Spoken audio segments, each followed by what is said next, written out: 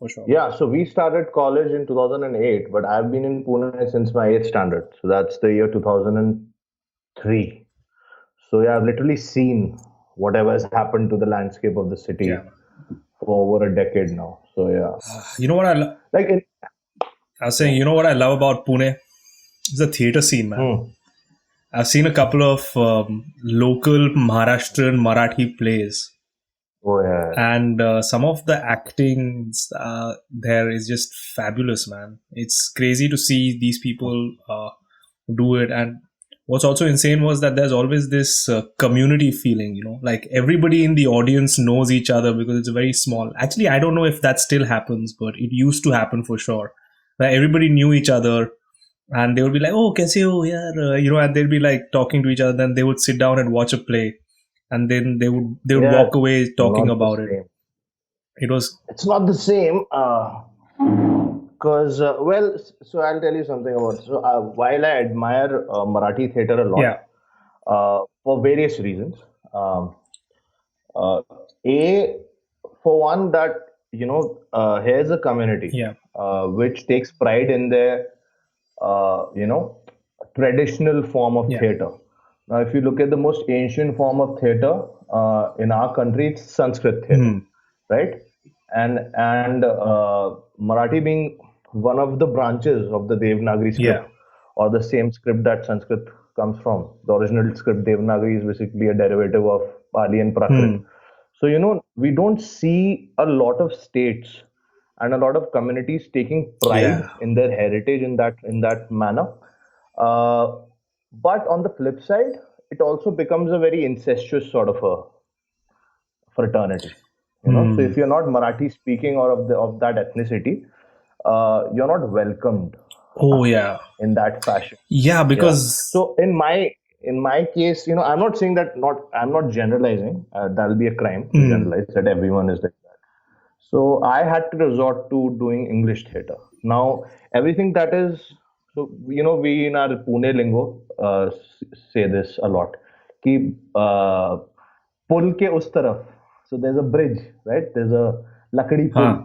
which divides old city from the new city. कि पुल के उस तरफ सब मराठी theater और इस तरफ से English theater. So Hindi theater is barely exists. Hindi theater doesn't really exist. I feel Yeah, like. I would also imagine that a lot of these. It's also weird because Marathi society itself has a lot of like layers, from what I understand. So you have the aristocrats, who I think are the Konkanastha Brahmins, but I'm not sure Konkanastha Brahman. who kind of. There's Konkanastha, then there's Deshastha. These are the Brahmins. Mhm. Brahmins becomes Brahman in Marathi lingo. So yes, you're right. They have a monopoly Yeah, on a lot of theatre. And then after them, I think is the Marathas, yeah, or the Marathas are said to be the Kshatriyas. hmm. So how it's one and the same thing, man. If you go in the north, they're like, okay, you're a Rajput, you're a Kshatriya, you're a Thakur, you're a Kshatriya, you know. Uh, so yeah, I mean the Varna system has this class divide is just reflects in every state, I believe. So let's I mean it's not just Maharashtra where it's happening, or it's been going on for ages now. So the entire, Kshatriya, Brahman, Vaishya, Shudra, this hierarchy. Yeah, man. Yeah, It's crazy to see yeah, that stuff actually plays out in theater as well. So then it when you does. guys are talking about social themes and social ideas, there's always that Yeah, hierarchy that goes in. And obviously, like you're going to it's be sad. talking about certain themes based on the most likely people who are going to be sitting in that audience. And in all probability, the people who are going to be sitting in a theater nowadays are mostly Mm, like people who mm. are rich, who have some kind of, who consider themselves high status in society. See, the thing is, theater over the Hmm. years has become, and I am telling you, this is a common saying that goes around and floats around. Uh, if you want to survive in this Mhm. industry, you cannot rely entirely upon theater. It does not pay. So Yeah. we've been hearing this phrase, and I guess generations before ours, uh, people who have been responsible, like Mr. Ibrahim Al-Qazi Saab, who was the first director of the National School of Drama, Hmm. and he's trained actors like Nasiruddin Shah and Om Puri. These are big names. These are the Yeah. stalwarts who actually got trained. Otherwise, if you look at Dilip Kumar and other people, they were never really trained. They just, found their way uh, on Yeah. their own, so to say. But there were organizations like the Progressive Writers Association, if you look at pre-independence, which survived, which had a socialistic sort of an Hmm. ideology. Then there was IPTA, so it was always very left of the center and very progressive.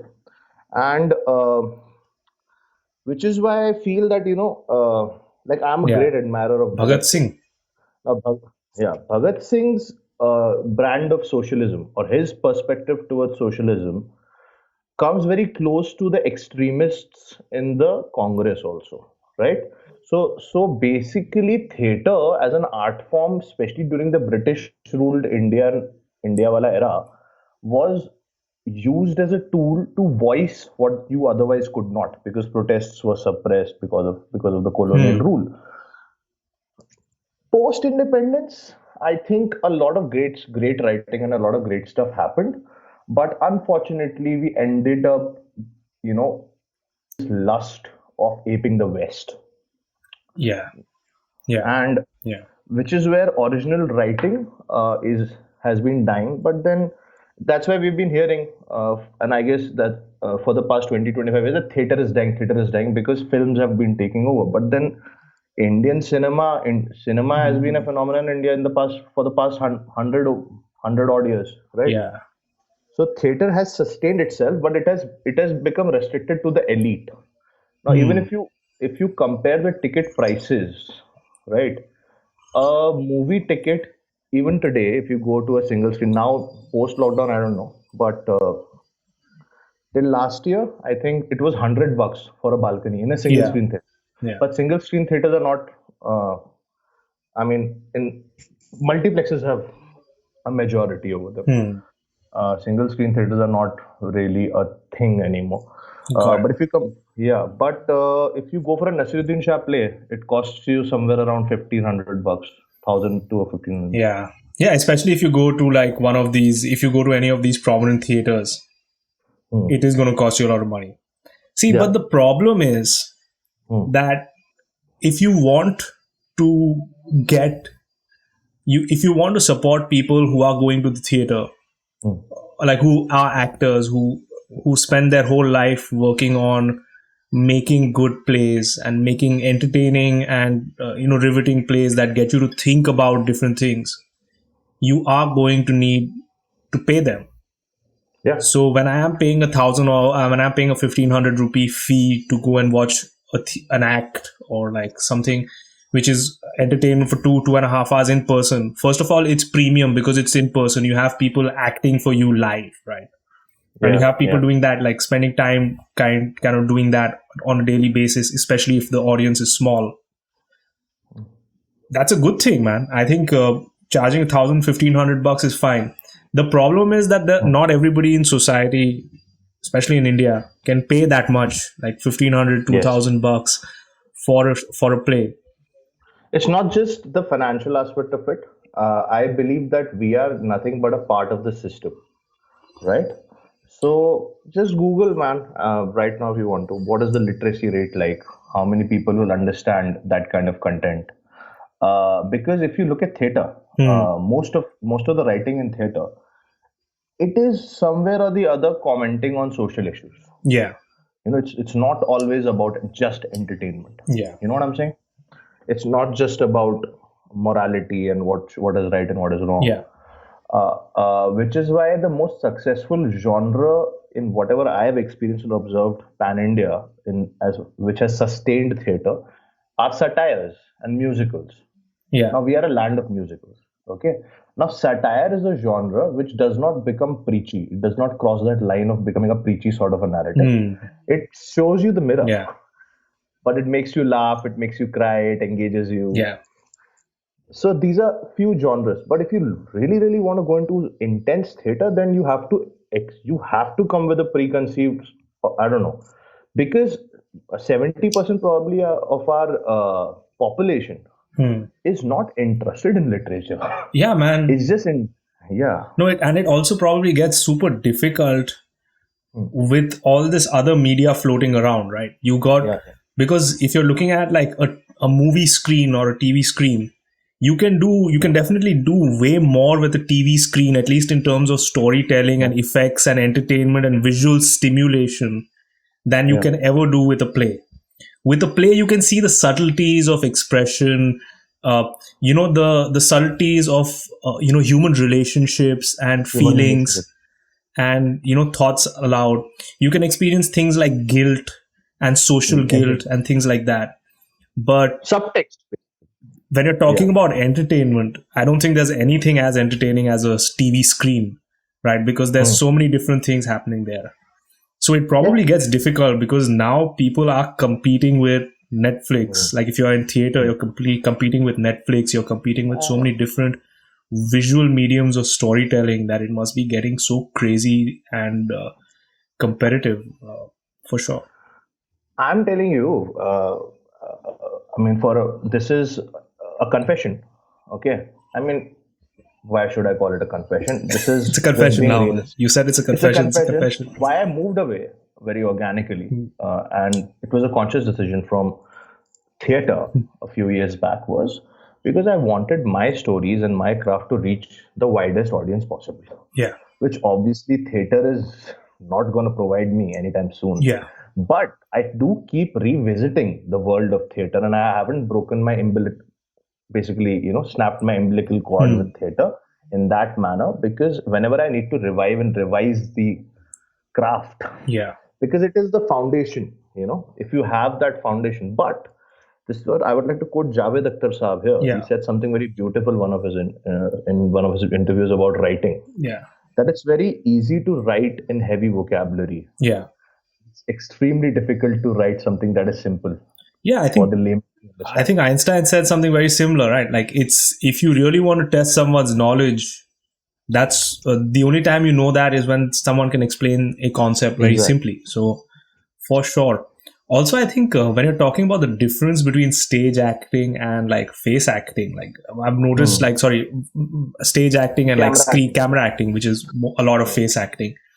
Dude, I've seen some of my friends perform theater, man. And when they're doing theater, they're doing it. First of all, there's live, right? There's no retake, and they're acting with their whole body, man. It's not just the face, because you're not just seeing someone's talking head. You're seeing their whole presence. And what I like to call demonstrated acting and animated acting. Yeah. Because you have to project. It's about the medium. Now, but a big mistake that I want to point out, that a lot of theater teachers are still making, is that they're still resorting to the primitive training methods, wherein project, be loud. But what they're forgetting is that contemporary theater, with the boom of technology, is also evolved. Yeah. And devices like a lapel mic are available for stage actors as well. Yeah. Right. So there's no need to be that dramatic, at least voice-wise, if you're doing contemporary theater. Yeah. But in traditional theater, of course, like how Prasad sir used to make us do, he never used to give us mics. Yeah. He used to jata khata samrama 7 in the morning, we're doing that. And because your voice should reach the last person in the last row, the 1,000th person in the last row. I get that. Yeah. But in a proscenium and contemporary theater, in theater as well, and that is where a lot of people are not adapting now. Yeah, for sure, man. It's also that,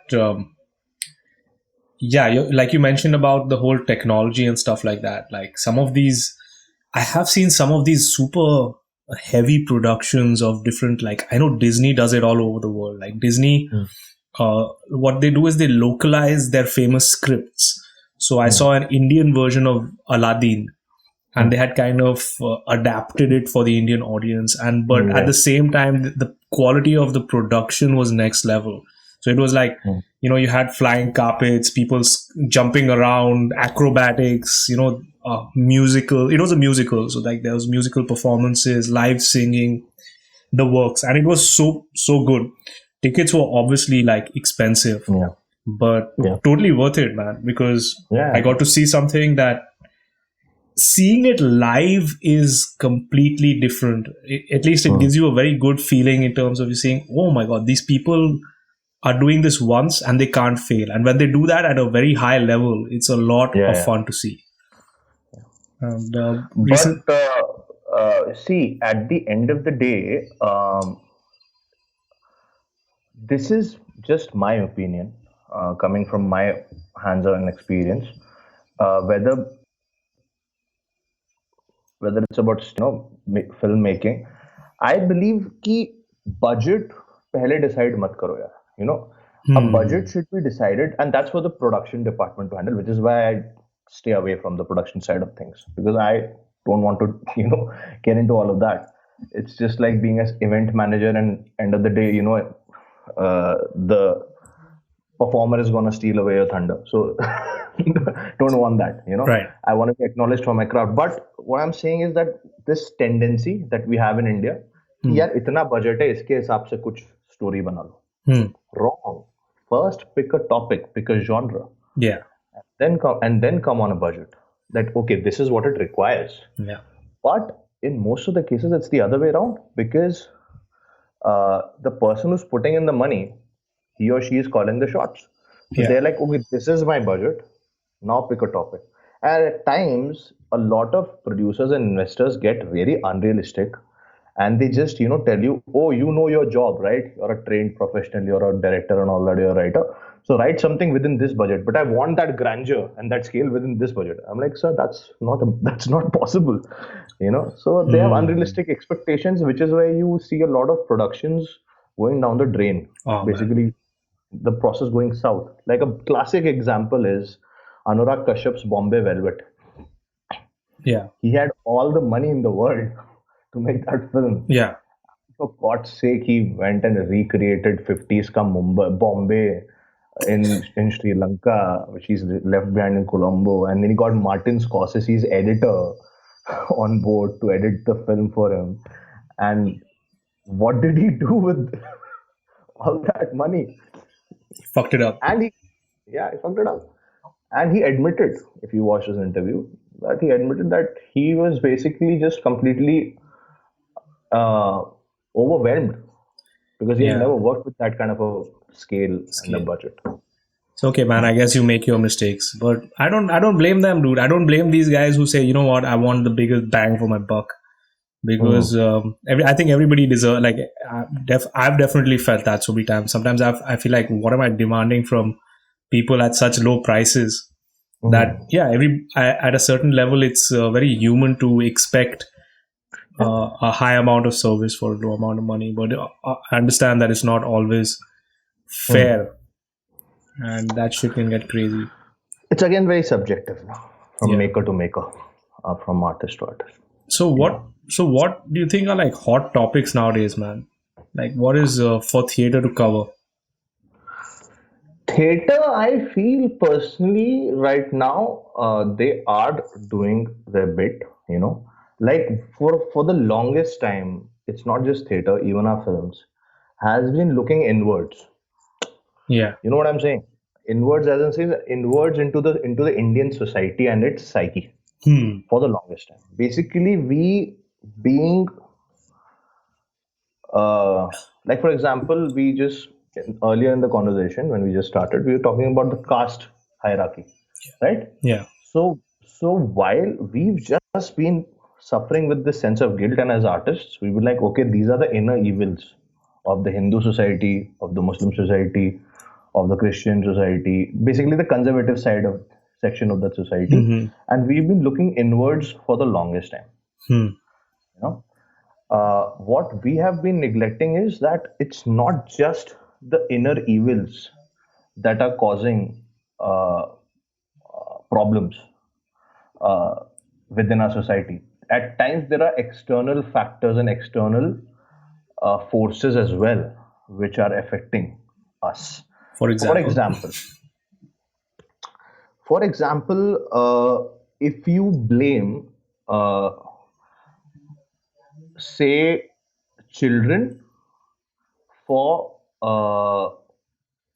you know uh, being overweight and not being into sports, an entire generation, Yeah. which has been born, say, post liberalization, Hmm. post in the 90s, especially post 90s. You have to understand that it was that time when aerated drinks and junk food became a part of our pop culture, and they became a part of our, and a certain types of food does not really suit our climate Yeah. and the kind of metabolic rates that we Indians genetically have. Yeah. Okay. Now, say if you eat red meat in the peak of summer, it's gonna generate body heat as fuck. Okay. Yeah. Yeah. Yeah. But if it's cool, and if everyone is doing it in a party, in an outing, that let's go eat a mutton burger in the peak of June, and if you still do it, and then you blame the kid for doing it just because. But then what you're not looking at is that it's cool. The kid will be cornered. The kid will not be a part of the cool gang in the school, on the school trip, or Similarly, recently, the entire drugs in Bollywood issue, Yeah. brother. I mean, I don't want to take names and I don't want to defame any institution, but I'm sure that we've seen it happening all around us. We've been through college, we've been to concerts. Okay. Yeah. What my problem is that you have all the resources at your disposal. Okay. It's my logic is simple, man. Topics like these, because what should theater or what should any art cover, right? I'm saying, look, we need to go for the eagle's eye view. We need to look at the bigger picture. Okay. You're saying, okay, so and my data and my whatever, you got a research team to do your statistics, that so and so state has the maximum number of drug consumption, illegal drug consumption, and so city and so district. Fine. Where is it coming from? Tomorrow, if I really, really badly want a particular flavor of ice cream, like say a mint chocolate chip, okay, and I have all the fuel and all the money. Dude, just hold on for a second. Yeah. We're still talking about externalities in theater. I'm using this as a hypothetical example of, say somebody were to write a play on drugs, the problem of drugs in our society. You're saying, okay, I'm saying this is one perspective of looking at it. Yeah. Tomorrow, if I want really, really badly, I'm craving for a mint chocolate chip flavor, while ice cream ka flavor, and I go all around the city, all around the town, and it's not like I don't have the money or anything. I have all the fuel in my car, I have the money, but it's not available anywhere. Yeah. I won't be able to eat it. Yeah. Similarly, why is it so easily available? Where is it coming from? Just like there's a source of a river from a certain mountain. Ek Ganga ki Gangotri hai. Wait, what is the source? You are not questioning that, and it's not that this is a new phenomenon in our country, brother. Basically, if you remember reading about the 70s, the hippie culture and everything, and we've all seen documentaries like whatever was happening in Cuba and whatever Pablo Escobar was doing and everything, and Mexico, right? There must be some bigger fish in the ocean which are allowing them inside. And also, Pablo Escobar was in Cuba, man. He was. No, I was like, Pablo Escobar, or say any drug lords, like we've seen that, but in India, where have they been coming from? Now, if you speak of marijuana, so coming back to the point is that we need to look at. I don't see a lot of theater productions and a lot of films in our country speaking about a global crisis, where a certain crisis is coming into our society from. Okay, now say there is a radical there's a radical perspective and practice to Islam. Okay, outside of India, which has been adopted by a particular section of the community of Muslims in India.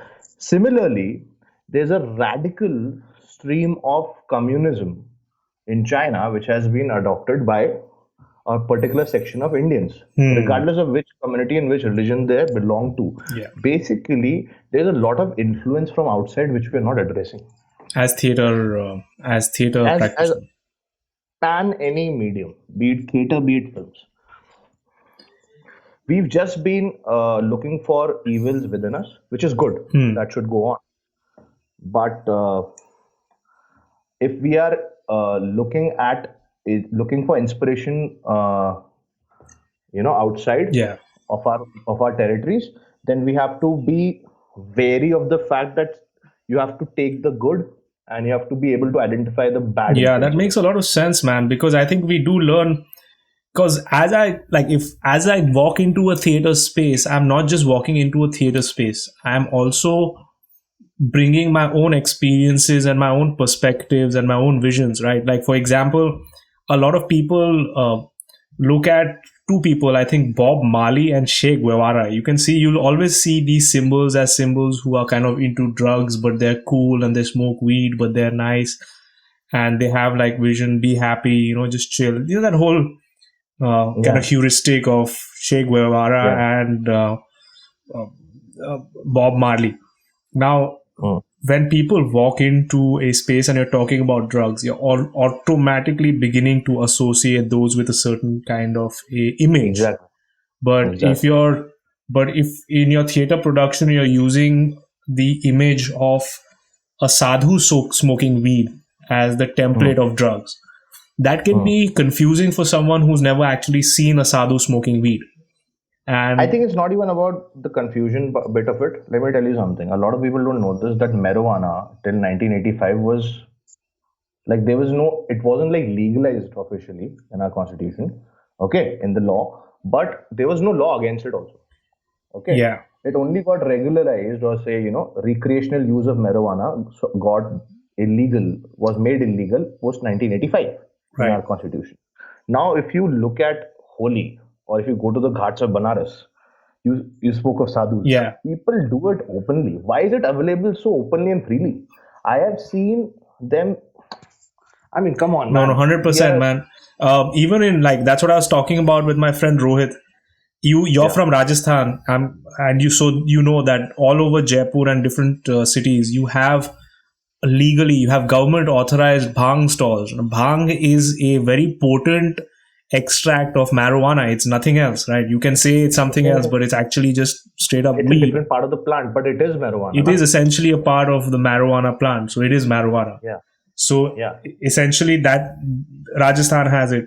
Secondly, if yeah. you go up to the north, right? If you go up to what's it called, Himachal Pradesh, Manali. right? Yeah. So And you know something as Manala cream, which is yeah, supposed to be smoked by the elite. It's called hash. but Okay. here's the thing: Uh, there huh. is a huge amount of traffic of international tourists, specifically Israelis, right? A lot of people from Israel, a lot of people from different parts of the world. When it gets hot in their countries, Hmm. they come to this particular route from Manali to Leh, Hmm. and this whole space, even old Manali, Hmm. places like even Malana and all those other smaller Yeah. villages in Himachal Pradesh, uh, they all have like you get ready access to marijuana products. Yeah. And in my opinion, the government looks the other way Of because they course. want to encourage tourism to those spaces. So to me, it's a no pointer that if you're talking about Who are we fooling? I have seen ganja being sold 100 meters away from a police station. Do you think those cops don't know about it? no, I think they definitely know about it. When it happens in concerts, okay, in various major cities of our country, and when you literally pass by toilets and we've seen let's not let's be honest about it. I'm not glorifying it. I'm not, I personally don't do drugs, Yeah, and I don't subscribe to it, and yeah, I don't endorse it yeah. either. Me neither, So man. I think it's a wrong. Yeah, Yeah, but but what I'm saying is that I have seen it being consumed without any inhibition or fear yeah, of the, just like drinking and driving is such a normal thing yeah, in cosmopolitan cities in our country, and people get away with it. yeah, Okay. uh, so basically, it's bizarre. We live in a society filled with contradictions, yeah. and we are a country of hypocrites. Okay. 100%, man. I think, especially because if you call like having drugs in that society like this thing, but I know people who are in prominent positions and they're potheads, man. In Oh, fact, yeah. I know friends. Some of my friends actually they go to work when they're high. Like it's so prominent in all over the country, all over India that it's weird to say. You know what's actually crazy is that Hmm. okay. First of all, I don't smoke weed, right? Hmm. Hmm. But Neither do I. Hmm. at the same time, you have to actually trace the history of marijuana to actually understand what's going on. It wasn't Hmm. outlawed for the longest amount of time. There were cultures all over the world that would smoke it, consume it in some form or Last the year I other. was in Canada. They legalized it So officially, here's the and they thing: but why was yeah it illegal in the first place? That's something that you need to understand and question.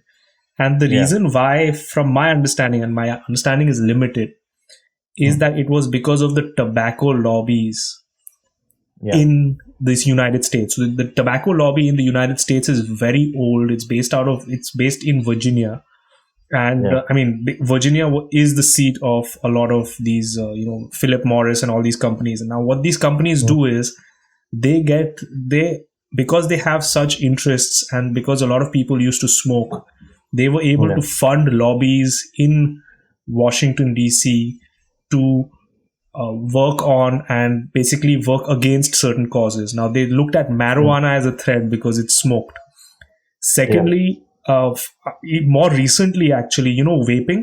Have you heard of vaping? yeah So yeah. people We spoke vape. about it in the last chat as well. Yeah, Yeah. so people vape tobacco.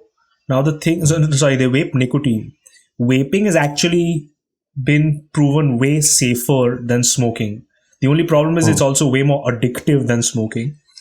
But Hmm. what the tobacco lobby was able to successfully do was really diminish the power of people who are making these products Hmm. because they they were so what they put out was lower amounts of flavors available, so they reduced the Hmm. overall availability of flavors and all that stuff, Yeah. and as a result they've kind of lowered the economic power of people who are trying to sell vape pens and all these things. See, it's not So rocket science. Obviously, let me just if you finish were to let me legalize, finish my see, thought, man. So yeah, yeah, yeah. Sorry. what these people do is they were able to lobby against marijuana successfully and make that illegal. And now, because America sets the precedence on a lot of international law, a lot of the Western world followed suit by making it illegal without thinking about it. And now it's going the other way around. So that's Yeah. what's happening. Yeah. So it's a cycle. Now the problem in India is, and coming back to your original question as to why we have to look Yeah. outwards rather than Yeah. inwards, as far as our writing and our content creation is concerned, be it theater. Well, A for one, if your objective is just to entertain Yeah. and to not cause and to not give out a moral, while if Mhm. you I have a problem with this is that if you're saying that no, I don't, I'm stories are just to entertain and I have no moral responsibility as to how I influence the teenagers or the youth or whatever Yeah. the population. That's bullshit. Whom are you fooling? Because if people can go to the extent of copying Amitabh Bachchan and Shah Rukh Khan's hairstyle, so if they see their idol, Yeah. smoking up on screen and they see that it's glorified, so it does get into pop culture psyche. So A for one, where do we draw the line? Yeah. Okay, and a lot of content creators in our country just keep blaming the narrative, especially through the 90s, and it's right now it's at its zenith, Yeah. uh, wherein we just blaming ourselves for everything. Hmm. you know there's an extreme sense of guilt and a very low sense of identity Ooh. or pride in identity Yeah. in our art, which I feel that no, there's a lot which is nice, which can be reignited, Yeah. or so to say we can be reminded about that we also come from a nation which is very progressive, which has given birth to mathematicians, which has given the digit zero. Yeah. Aryabhatta gave the digit zero. We are a land of which has been a beautiful mix of uh, science and spirituality, Yeah. and we need pride in our heritage rather than just you know I see that even in the treatment and the way shot taking is done, and Yeah, uh, we are just trying to ape the West. I'm like, absolutely, man. but if you look at the 50s and the 60s, okay, which was the gold, which is called the golden era of Yeah. filmmaking in India, and even the theater. And this is where Marathi theater, I hats off and big time respect for them, because they've retained those narratives and they've kept those legends alive. And through the art forms, they've kept uh, that sense of morality and the sense of right and wrong, which is in our DNA. It's just that we need to give ourselves a pat on our heads and just come out, knock some sense into ourselves. Basically, And it's there. and It's accept there. yourself, man. Accept. Yeah. Additionally, like, for example, one genre which I think is just truly just Indian, and it's amazing. It's like the Wild West of India, like, Yeah. westerns of India. Is Yeah. these gangs of Wasepur style films, man? Yeah. Like, So that is the landscape, which is the coal mafia. Na? That's again, there's a history behind it. Yeah. what's the history? The eastern belt, northeastern belt. Yeah, Actually, the eastern side of UP and Bihar, that belt, yeah. But touching Bengal. I love that genre, man, because see, first of all, it's like it's set in that UP accent, and everyone's like, you're basically, for that moment or for that short time where you're sitting and watching a movie with that kind of genre, and like a lot of people are interested in it. Like, even you have your Mirzapur, Gangs of Wasepur, a whole list of like that kind of film, Yeah. and Ab Tak Chappan, which is not exactly like that, but it's kind of like that. No, but yeah. And it's amazing to see, because it takes me away to a different space. I get to see the accents. Of course, they're talking about some serious shit like corruption and a lot of this other bullshit that goes on in different spaces. Yeah. And thing is, a lot of people say, and when I was growing up, a lot of people pointed at that kind of movie and said, you know what, that's the reality of India. That's what's going on there. So it got a lot of people to have conversations about what's going on in society, whether or not it's good or not. And even like I was reading this thing about Sholay and why Gabbar Singh hated Thakur and what Thakur represented. It wasn't Gabbar Singh who, someone basically recreated a narrative saying it wasn't Gabbar Singh who was bad, but it was Thakur who was a classist and someone who basically used his stature and basically used nepotism, etc., etc. And our friend Gabbar was actually someone who was ostracized by society, and that's why he acted that way. Yes. So basically, the dacoits. I'll tell you something very interesting, brother. Yeah. Even though I had reserved it as a dialogue and as an anecdote for a script of mine, and I've written it in it. Yeah. There's a city in Rajasthan, a town rather, called Biawar. Biawar. I don't know if I Biawar. Now, I was like, yeah, in Mewadi, in Marwadi, because these are the predominant languages in Rajasthan. I was like, there's no word such as this. And anyone and everyone, even the elders I went to, in the village, I was like, what does the word Biawar mean? Like Jaipur means something because it's named after Maharaja Jai Singh. Pur means city, Nagar. I'm like, what is Biawar? So I met this really old chacha somewhere at a pan stall. Okay, and he told me something very interesting. It was like basically that belt from between Jaipur and Biawar. Biawar basically is a small town that falls in that Ajmer district. Yeah, which is in between Jaipur and Udaipur. Basically, now that was a dacoit prone area. Right. Now dacoits were basically during the British Raj. Yeah. Either you had revolutionaries who were out there and who were self-proclaimed Krantikaris and freedom fighters, and they were literally fighting for India's freedom selflessly. And then there was the common man who was working in the British Indian, administration. They were administrations, or they were just living under the rule and they were not doing anything about it, which was the majority, which Gandhi mobilized, which is why Gandhi is great. But I don't agree that he's a Mahatma. That's a different topic. But and then there was a class which were dacoits. They were like, we'll become outlaws. We don't give a fuck. Yeah. We just want to fend for ourselves and we want to live luxurious lives. And the system has failed us. To hell with everyone. To hell with the zamindars. To hell with the elite. To hell with everyone. So they were outlaws. Now, if you go to Chambal right now, Chambal, which is where Gabbar Singh's character is based. there are barely any dacoits left. Yeah. Okay, because they have been replaced by organized crime and mafia and the underworld. Okay, so basically they have no relevance right now in 2020 as we speak. Now, when you speak of Gabbar Singh, it's very interesting because I remember watching this interview of this director, Mr. Shekhar Kapoor, Yeah. who's made films like Mr. India and Bandit Queen. Yeah. Now he says that when they were shooting Bandit Queen in Chambal and they were shooting it exactly in that terrain, okay, so some dacoits actually landed up on the set. Yeah.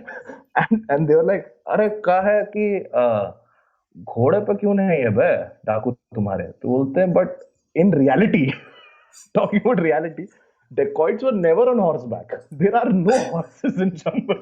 It was just a glorified representation of dacoits being on horseback, since you mentioned a Hollywood influence coming from the Wild West films. Oh, okay. Yeah, and Yeah, I guess so- also it's also making them seem more intimidating, right? You don't want, like, Yeah. the actual picture of a dacoit is this individual is living in poverty, and the Yeah. reason this person is kind of resorting to like these kinds of behaviors, like robbing and all. I'm not justifying the fact that they're acting that way, but you still need to understand where they come from, and they Yeah. come from a space which is oppressed to a certain extent by the systems that society had set up since God knows when. Oh yeah, wait, I forgot to tell you about Byawar. I sort of digressed. Oh, yeah, So man. basically, so that old man told me that how the name Byawar came about. So he was like, when the Brits came here, there was nothing here. There was no civilization, and still the population density in Rajasthan is not that much. So they just put up a board saying, "Be aware, there are dacoits."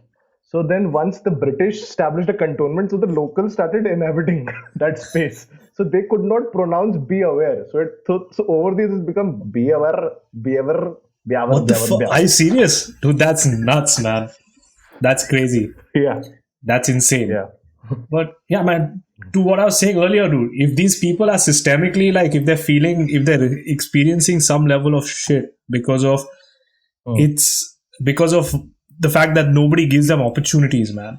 And this is going back way back when. You're obviously going to understand where they come from. But now we have the hindsight to actually categorize Gabbar there. But what the people who wrote Sholay and wrote such dramas actually did very cleverly Salim Javed. was associate these kinds of behaviors, help us associate these kinds of behaviors with evilness.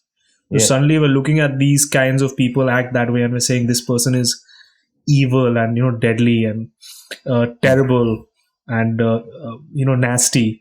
But that may not really be the case. And it's hard to see things like black and white. But Yeah. you know what really helps you see things black and white? Sorry, what really helps you see the gray area and things? Gray areas, yeah. It's theater, man. Because It's it theatre. allows you to, because firstly you have very few characters. People know that you're not just looking at like extreme dramas. You're not just looking, people who go to watch some theater, they're not looking for good guy, bad guy. They're looking at what's the issue at play here, right? Through that good guy, bad guy. So Yeah. you can actually create a narrative around a certain issue, and then you can delve into the story a little bit more. And that's actually amazing, man. Yeah. So that way, there's some great theatre that is going on in our country, and there are names like Atul Kumar, who's adapted the Twelfth Night, which is a Shakespearean comedy into this play in Bhojpuri called Piya Behrupiya, which speaks and tabs upon a lot of societal issues, and especially how India is such a contradiction if you compare its villages and its Cities. cities. So it's crazy, and which is what Vishal Bharadwaj does in his films like Omkara, which is Othello, and so I mean, I want more of that happening. Actually, I actually loved, that movie Gully Boy, right? I think the narration on Gully Boy was amazing. Like if you see the film, it's not just a story of, like, it's not a straightforward story. Like as Gully Boy is living his life, as the main character is living his life and getting to where he wants to go to, there's a very heavy narration of context of society, and I think a lot of people actually experience what they've experienced and what the character experienced through the movie. And so the overall telling of that story was brilliant. It was almost theater like, and that's why I can actually watch it like multiple times. I've seen it at least 2 or 3 times for sure. See, speaking of grey, that character is grey and flawed because he's stealing cars in order to survive, to stay afloat. He's also dealing in marijuana. Yeah. He smokes marijuana. He's coming from Dharavi. At the same time, he's trying to, then he's facing the repercussions of Sharia. The implication is Sharia, the Islamic Sharia law. That his father, at the age of actually, just doing his namaz, is getting a second wife where they allowed four weddings. So he's grappling with his mother's catharsis. Then he's got so many. There's sort of so much layering, and still it's a classic underdog story where he thrives, and you still empathize with the characters. That's the beauty of the writing in Gully Boy. Yeah, man. Yeah, exactly. Like they've made it such that a lot of people can actually look at that character and experience that character's journey and look at it from their own life, and identify some level of fight, like that fight that Gully Boy went through at a certain level. Every one of us is kind of fighting that same battle, and it's not just Gully Boy as one character, but I think great character making, like if you're making a good quality character, writing that character as someone who's going through a journey, right? And then through that journey, they kind of reach a higher level of existence. Absolutely. When you see that story unfold, when you're someone who's standing and watching that unfold, either in a play or in a movie, you get that feeling that you are that character. Absolutely. And when you're going through and when you're seeing these characters go through that journey, suddenly, even at a very primal level, your brain is releasing, I think, in my opinion, your brain is releasing the same feel-good kind of emotions at a chemical level that you would get if you were in that same position as that character. Absolutely. And to see that happen is beautiful. Another film. If you were talking about gray areas and a protagonist not just being black or white and, what is the hero? There's another film that came out last year. It was called Kabir Singh. Oh, yeah. Okay? I could, just like how we could identify and relate to a lot of the catharsis and the conflict that Gully Boy's Murad is facing, I could relate to a lot of what Kabir Singh was facing as well. Yeah. Basically these stories, see, Gully Boy is a more balanced narrative because it is addressing patriarchy, it is addressing monogamy versus polygamy, it is addressing, class divide, it is addressing, and the writing, the poetry is beautiful. 2 tracks that I love, like, when there's the sequence in Gully Boy where he's filling in for his father when he gets injured, and he's the driver. Yeah. And there's a girl sitting in the back seat that, she's crying. Yeah.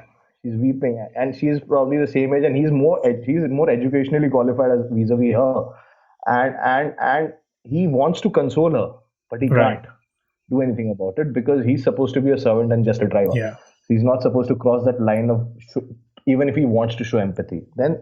And Kabir Singh, what I like in Kabir Singh is that it's a very courageous film to make. Yeah. He is a bully. He racks people. He's the alpha. He is a patriarch. He is a misogynist. But he's a product of the system that you've created. Yeah, man. And what's awesome is, if you were to actually look at it, like if you were to get preachy about it and you were to isolate like the hundreds of Kabir Singhs in real life who are like it, no one would really want to listen to you. No one would say, oh, you know what? Oh, tell me about this asshole, Tell me about this dick who beats people up.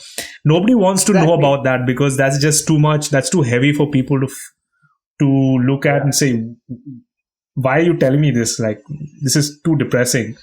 But if you see The that in the only form, takeaway from Kabir Singh should be that you don't be don't be like that. exactly. Don't get sadistic. Yeah. But But if you want to glorify it, then that's entirely I up mean, to that's you. what film did, right? It allowed Yeah. you to kind of look at it, look at this character, Yeah. and say, "Holy shit! Yeah. Maybe there's like this is a really interesting character." There's this. I'll tell you where I Yeah. related to it, man. Because I'll tell you, I come from the NCC and the army Hmm. background. So basically, ragging was justified Yeah. there. And if you couldn't survive ragging, you were just you didn't exist. You had to survive it Yeah. somehow. So that was supposed to strengthen you mentally and physically. Yeah. Okay. So ragging is like justified in that culture of bullying, above bully. But that's how our entire system works. So it gives birth to Yeah. bullies. So basically, subconsciously, somewhere or the other, we do that. Yeah. Also, as a straight man who has been in multiple relationships with women, where I also resonated with the character was this streak of possessiveness, Yeah. this sense of ownership. While we don't want to admit to it initially, when we don't know better, when we're just in that post puberty phase and our hormones are raging, also used to tend to get extremely possessive and protective about my girl. So, but then once you get educated, and that's when theater and psychology teaches you. Listen, just because you've seen your mother doing only household work and not having a say in Yeah. issues that really matter, uh, does not mean that you're also supposed to treat your girlfriend like Yeah. that. So it teaches you, but then not everyone is as uh, privileged or as fortunate as you and I, who've had the privilege of of receiving Yeah. liberal education, of studying psychology, of correcting ourselves at the right See, time, and getting the right but advice. there's also the whole aspect of who's paying to watch the film, right? Yeah. Because if a guy is paying to watch the film, right, Hmm. or if your film is targeted, like, because before you I'm assuming these people definitely do it, because nowadays you can see that a lot of these web series and etc pitched at women, right? Hmm.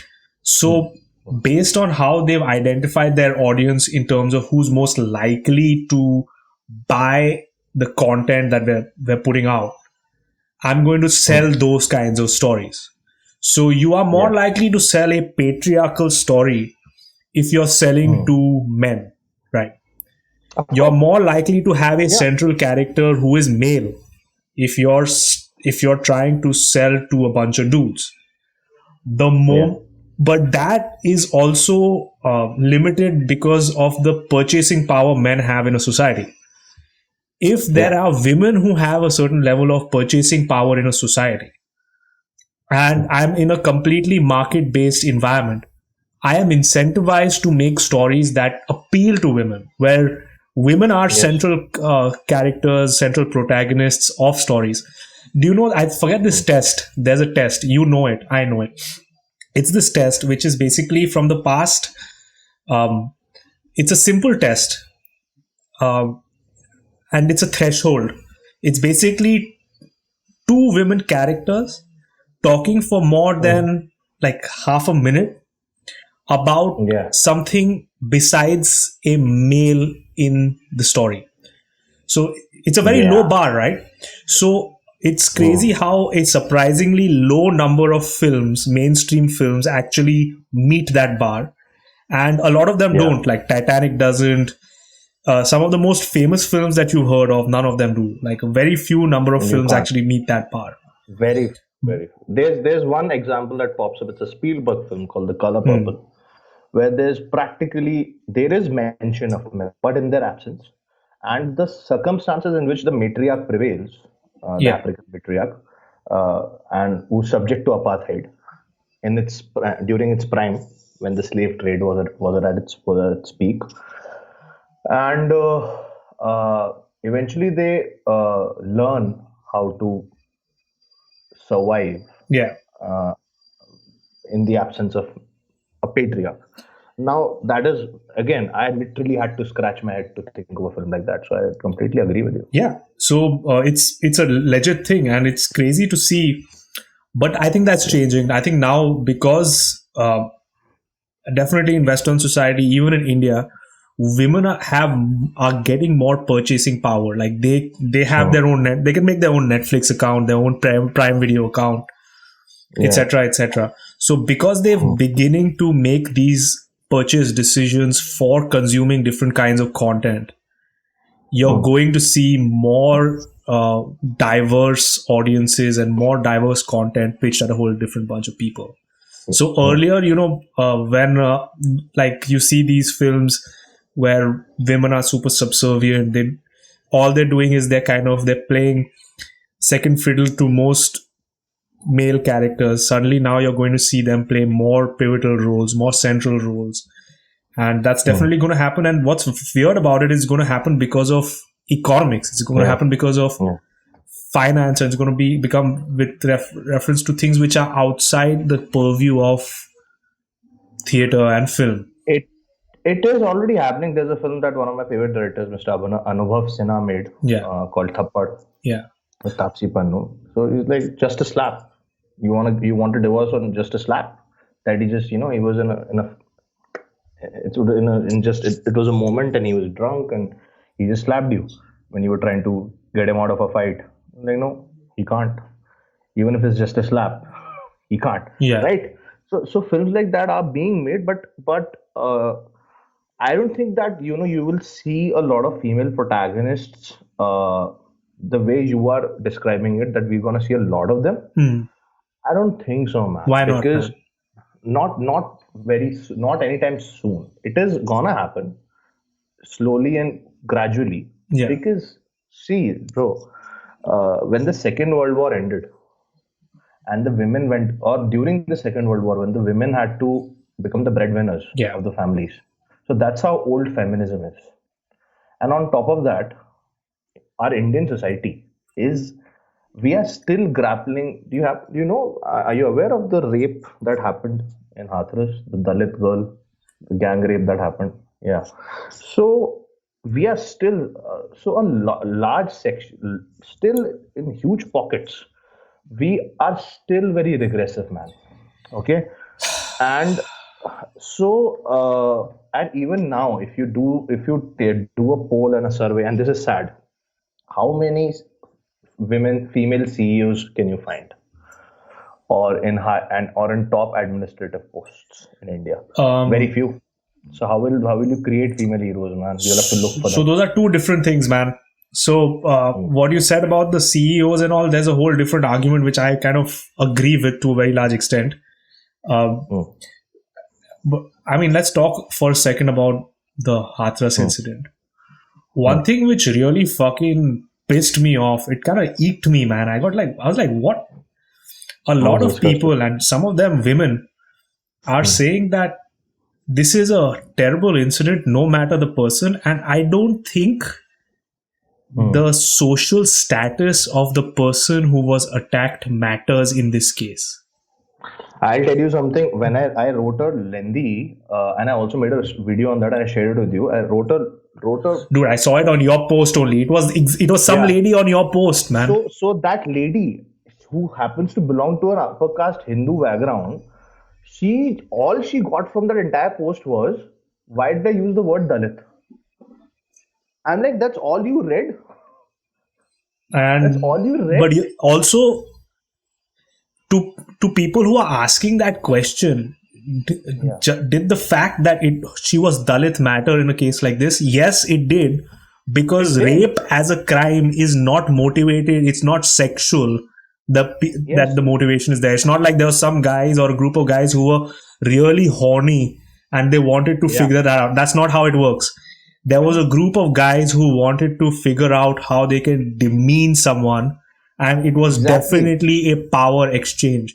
So, and let me tell you, my mother, I know that belt very well, man. My father's side of the family is from Jaipur. Yeah. Okay. My mother, she's from Mathura. Yeah. Now, Hathras is literally, I think, must be a half an hour to 45-minute drive. Yeah. From Mathura. Okay. So I have interacted with men there. Okay, the thing is that this entire social fabric, this mentality as to how the men are raised in these pockets. Yeah, Yes, it has to do with caste. yeah, I'm an upper caste Hindu, and so it falls on me. It becomes even a higher responsibility coming from that background to call it out, yeah. because I have seen people treating their mothers like shit.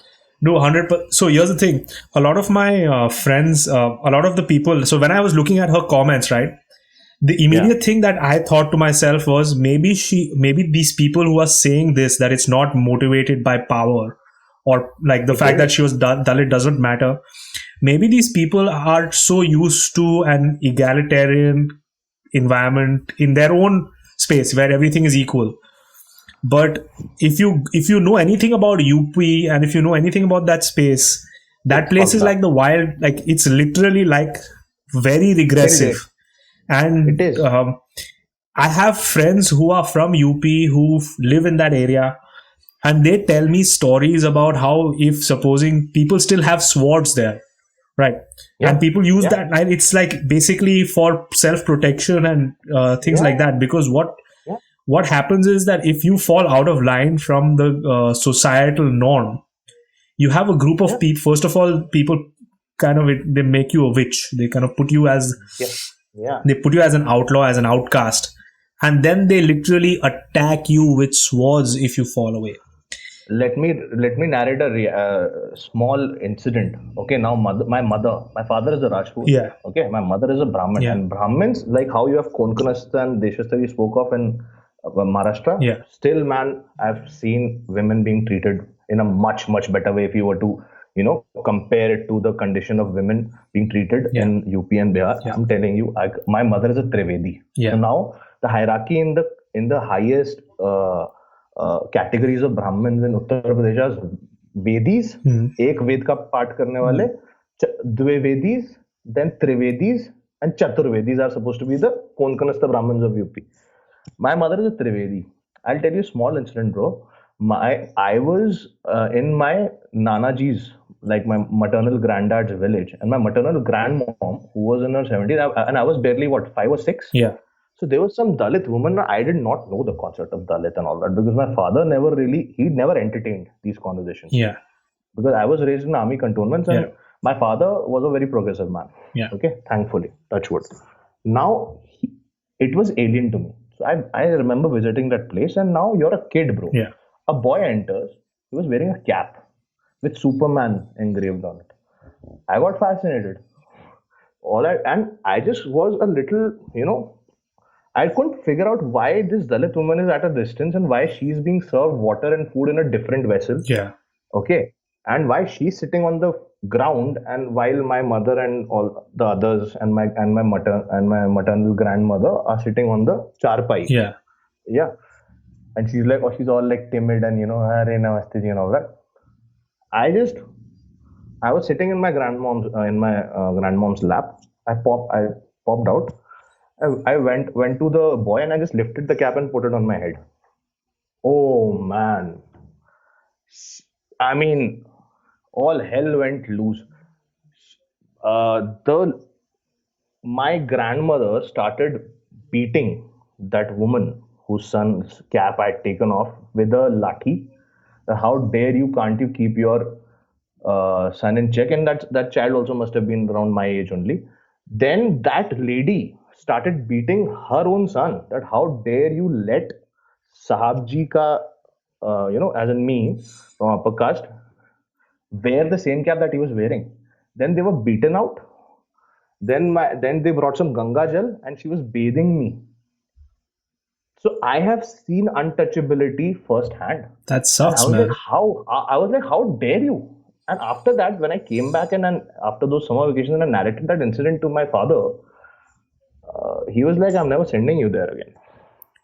Yeah, man. That's so fucking inhuman. And you have these group of people fucking acting like that, Yeah, and treating people like shit. And it's like the Wild West, man. It's bro. I don't go to weddings. Why don't I go to weddings? why, man? I have sisters from my maternal side, and in Rajasthan also that are aggressive. I don't attend my cousins' weddings.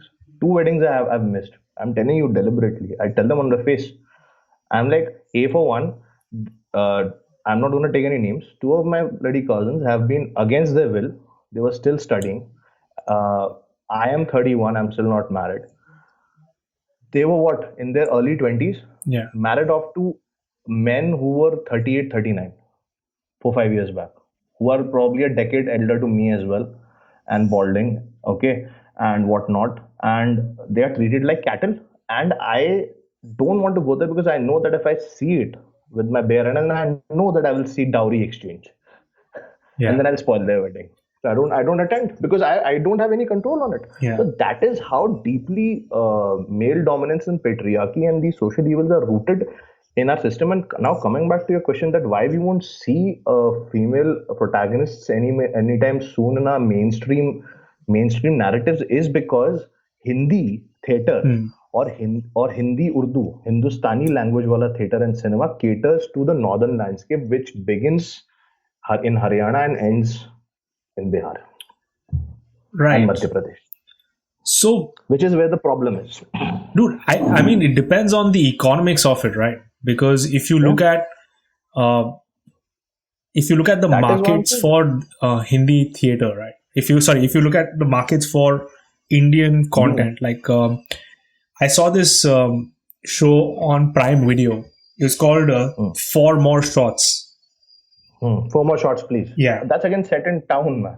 So yeah. town is a different world altogether, It which you are is more it is familiar a with. different Yeah. world, but there Yeah. is a group of metropolitan women, not Hmm. only in Mumbai and like these tier one metro cities, but tier two, tier three metros as well, Yeah. that are now independent enough because they've gotten a certain level of education and now they're living by themselves, or they have a job to go to. They speak a variety of languages and they're interested in seeing that content and they can pay that much amount of money, right? People, there Yeah. are revenue models around making that kind of content. I would like to believe, True. I have no evidence for it, True. but based on what I'm seeing out there, there seems to be people who are interested in making content like that.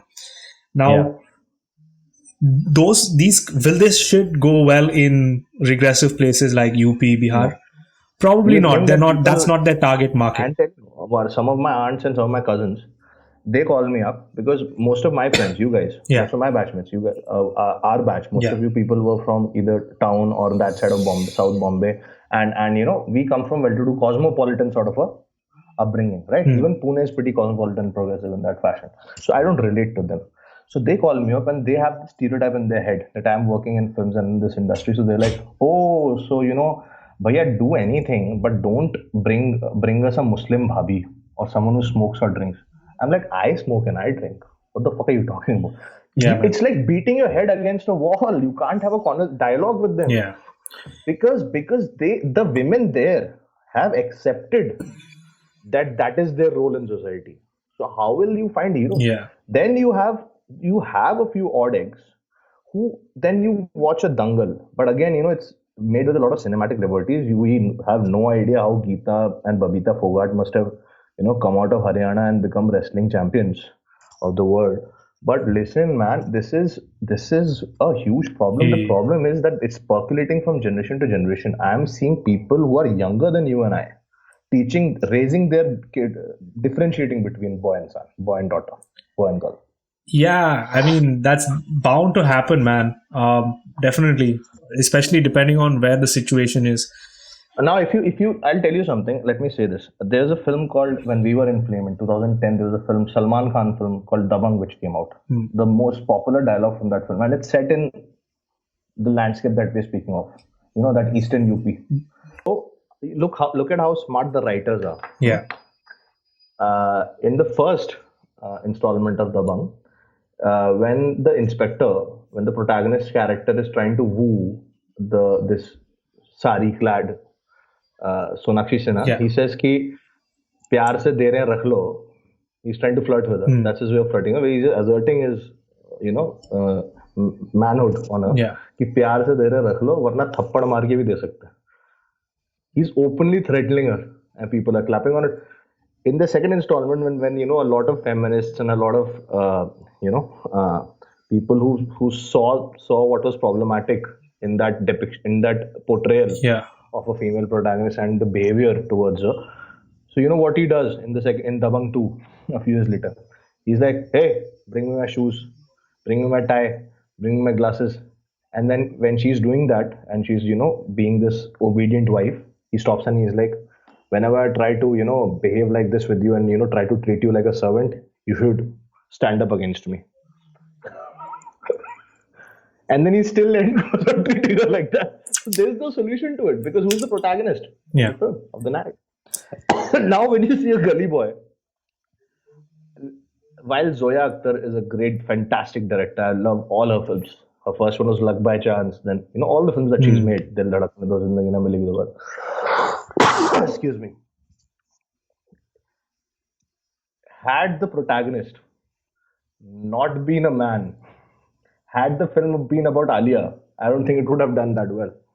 See, we saw a beautiful film by Imtiaz Ali with Alia Bhatt as the protagonist called Highway, Yeah.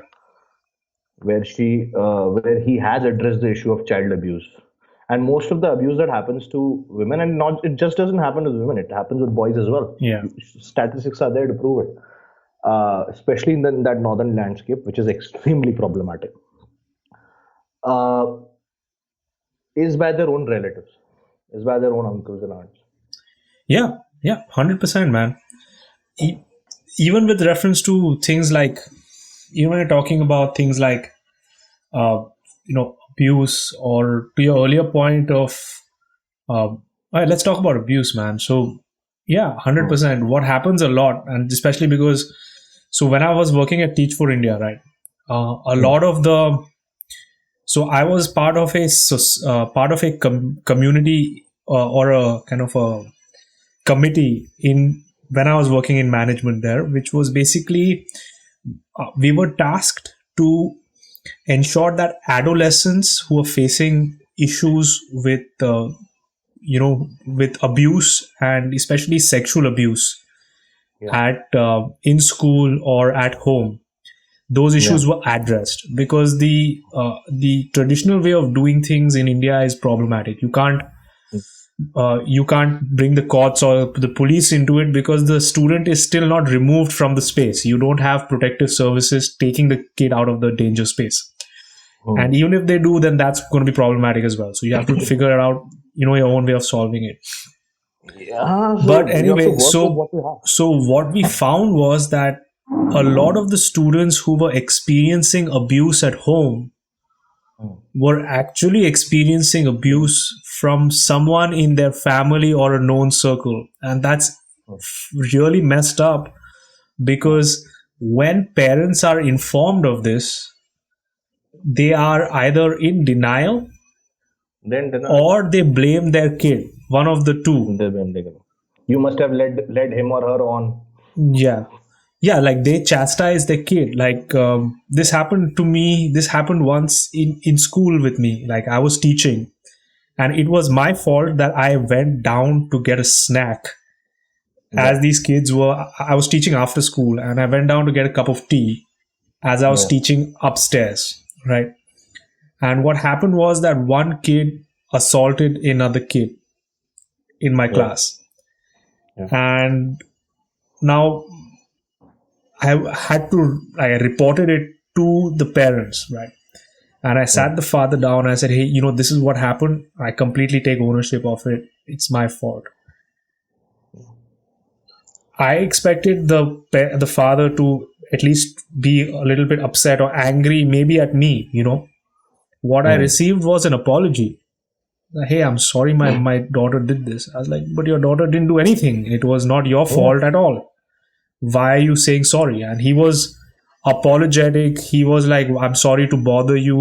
I'm sorry that you've been put through this. That's exactly where the problem is. And it's terrible, man. And I don't see anyone actually addressing that. It's a big problem. The thing is, we in a country which is in second most populated country in the world, and then actually the thing is, it's been 70 plus years of independence, so-called independence or transfer of power, as I like to call it, that we still haven't risen above communalism and religion. How will we address these things? But you have so many people who are stoking those fires, man. You have so They many. are. And so, yeah, you have to, now that has to take center stage. Okay. But unfortunately, it doesn't, because, it's very difficult to be idealistic in our society, because survival, uh, people who genuinely want to devote their lives for a cause, Yeah, see, it will come at a cost, man. You'll have to sacrifice your luxuries, your simple, some yeah, of your, uh, pleasures in life and all that. And at the same time, the system only defeats you. That's yeah. where I was telling you, when it brings me back to that question of yours, that what is not happening in our writing is that we're not looking at the bigger picture, man. By trying to address the lowest common denominator, we are not creating enough gully boys. Yeah. Yeah, We're man. making more of dabangs. Yeah, I'm surprised people even don't question just the fact that you have household servants. Like you have people in your Yeah, home that are actually that their job is to like clean after you, look after you, and it's a norm in every like middle to upper middle class household in the country to have someone come home and sweep and stuff like that. It's so yeah, medieval for the. I mean, the only issue I have with this is it's not the act itself, but it's how much you pay these people. You pay them like like you pay them so little compared to how much you earn or how yeah, much your household income is, yeah. that it's going to be the economics of it just don't work out. So it's definitely exploitative. It's exploitative labor that you're kind of engaging in. There And is a scholar that I admire a lot, and I don't agree with him on everything that he says. yeah, His name is Tariq Fatah. Yeah. Now, Tariq Fatah speaks about the regressive, this subcontinent's mentality. yeah, He's someone who's been born and brought up in Karachi, hmm, Pakistan. Then he was a part of the Mukti Wahini. Just looking up, people I'm sure are familiar with Tariq Fatah. He's very popular. And he runs his YouTube show also called What the Fatah. You should check him out. for sure. I don't agree with everything that he says about India, because certain things are coming from a very different spectrum, which I feel is diluted at times and is extremely, is coming from a place of hate and bias. Yeah, Okay, but certain things when he speaks factually, see, the thing is, uh, we are a society which has been, even before British colonialism, we have been enslaved for about 700 years. yeah, Okay. yeah, Now, why could and we also are a civilization which never had to look outwards or go outside to, we never attacked. We were never the aggressors. no, we Okay. fulfilled ourselves, man. Yeah. Now the thing was, why could the foreign invaders succeed? And the northern belt that we are talking about, from Kurukshetra, Hindu Kush, and present day Western Pakistan, all the way till Bengal. This is the belt which took majority of the blows of invasion. Hmm. Now, why could the invaders succeed? That is something to look into, Yeah, because we were fighting amidst ourselves. yeah, Another thing that is problematic is that a branch of Hindu spiritualism is very individualistic in its approach. My moksha, I'm going to isolate myself after a certain point, sit under a tree or whatever, or sit on a hill hmm. or on a cliff, and just meditate and just seek my independent moksha. The entire idea of a rashtra, okay, looking at the larger picture, that we have to rise above this and create an equilibrium. Okay, so now anytime that a ruler tried to do that, Yeah, who made changes in levying of taxes, and who tried to create policies like a Harshvardhan Raya or a Ashoka or a Chandragupta Maurya or a Chanakya or an Akbar also, for that matter, was very liberal in certain of his. And so anytime a ruler tried to do that, it never lasted for very long. Okay, and then when the hmm. Brits came into the picture, they completely and obnoxiously so, and exploited this sense of disharmony Yeah, that we've always had. It's not that that Islam brought it to us. we as a culture always had a disharmony and this tendency of, backstabbing each other and trying to pull anyone who was trying to climb up Yeah. down. So I was reading the Gita, man, and we've spoken about this, but it's a beautiful book, amazing Yeah. book. Yeah. But one thing which it kind of talks about, and this has been going on for thousands of years, is the class system, Yeah. right? So the problem with the class system is it for a while it did give us a lot of growth. Yeah. It allowed us to progress as a society for a while. But there was a point in time where, because it's not a stable system, you can't get away with oppressing people's rights over a long period of time for hundreds of years. It's not going to fucking work. So what I think happened is that the instability of that system started to rear its head. Right. Now we had kings and things like that holding us in line. But by the time the British came, that system was already breaking down. It Like was it was, outdated. We did not adapt ourselves to changing times. Now, also, what happened was that if you're speaking of caste system, man, it's a two-edged sword. Now, the entire conflict, if we look at our history, is between the non-violent form of existence yeah, and the aggressive form of existence. I remember you speaking about gun laws in the Yeah. states yeah, when we spoke last. I'm saying, okay, I'm not going to complicate it. I'm going to try and simplify it. And this is my theory. I'm telling you, man. Even today, and it's just speaking of the middle class, which is the lower and the middle and the upper, which comprises of the majority. A lot of them don't vote. A lot of them do pay taxes, but they have a very passive approach towards human existence, in the sense that what is the ultimate goal of a middle class parent in this country? Which I'm quoting Tariq Fateh here. Very good observation. Graduation कर लो, MBA कर लो, नौकरी मिल जाएगी, get a very fair and lovely wife. The bride should be, your boy must be near half balding or fat as fuck, and I don't know what is the entire definition of good looking, your skin color, but your bride should be younger than him. She should be with at the prime of her youth. Then she should be a virgin. Then she should be fair skinned also. And then life is yeah. good. And then all you do is just shit, shit, pee, eat, and fuck, and give birth to more babies and more versions of just your pathetic selves, and then die. So Did you- that's stable, man. People do that for a reason, bro. It's been happening anyway. Sorry, finish your point. What I'm trying to say is that amidst all of this, if the middle class has never really taken over the mantle, it's only the lower class which has come into active politics or decision making positions, or the upper class, which has always been there. Okay, but the middle class has very conveniently turned its back to its responsibilities and contribution to the society and to the nation. That makes perfect sense, man. You have basically this whole, I think you had a whole generation above us which was very, very risk averse. Yes. You had a group of people who were not interested in taking any kind of risks. Like, for example, I saw a meme today, which was basically, the meme said, Indian youth, and there's that car driving off, and it was going off towards engineering. But then there was a loop which led to MBA, right? So it's pretty, it's a pretty fucking funny meme. It's a loop.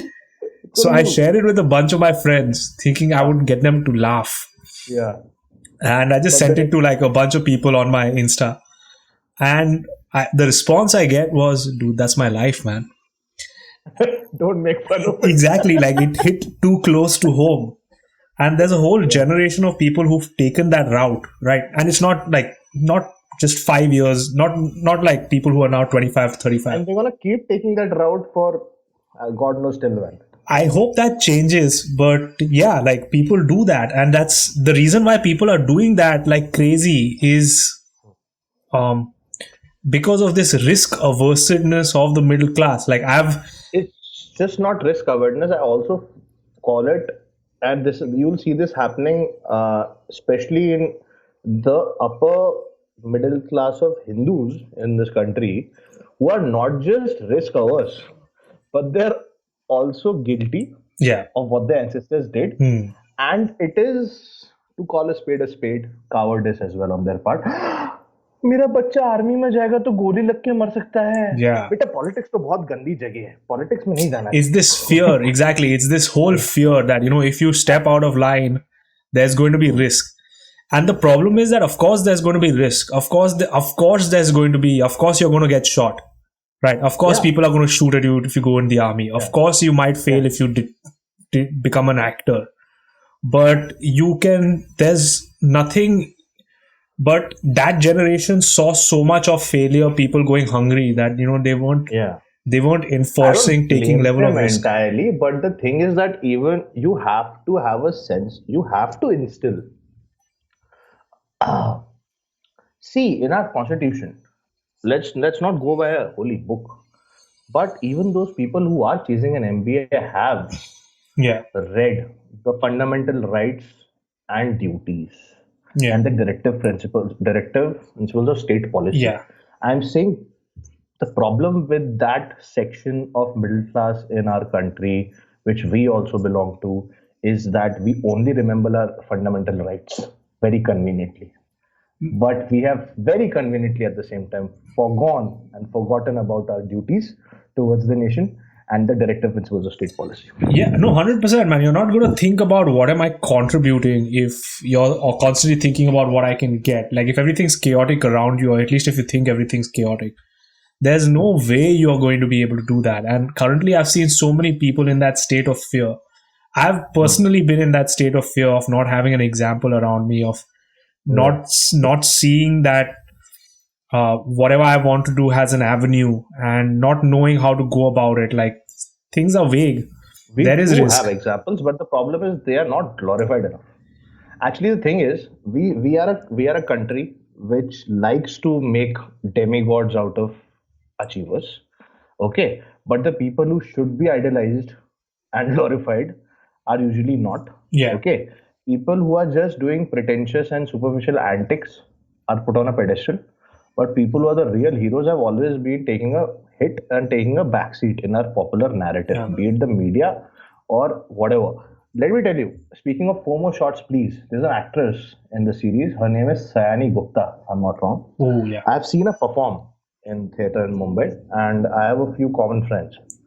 Now, she's worked with Mr. Shah Rukh Khan, who was a phenomenon in the 90s.